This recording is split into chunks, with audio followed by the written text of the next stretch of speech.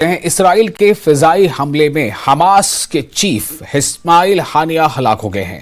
جی ہاں، حماس کے جو پولیٹیکل چیف ہیں اسماعیل ہانیہ، ان کی موت ہو گئی ہے۔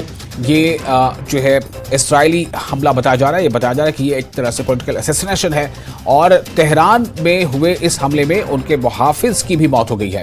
اسماعیل ہانیہ نو منتخب ایرانی صدر کی حلف برداری تقریب میں شرکت کرنے کے لیے ایران گئے ہوئے تھے۔ اسماعیل ہانیہ حماس کے سیاسی سربراہ اور حماس کے پولیٹیکل بیورو کے چیئرمین تھے۔ 2017 میں انہیں خالد مشعل کی جگہ حماس کا سیاسی سربراہ مقرر کیا گیا تھا۔ اسماعیل ہانیہ 1988 میں حماس کے قیام کے وقت ایک نوجوان بانی رکن کی حیثیت سے شامل ہوئے تھے۔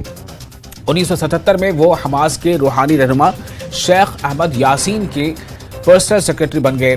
1988 میں پہلے انتفاضہ میں شرکت کرنے پر اسماعیل ہانیہ کو اسرائیل نے 6 مہینوں تک جیل میں رکھا تھا۔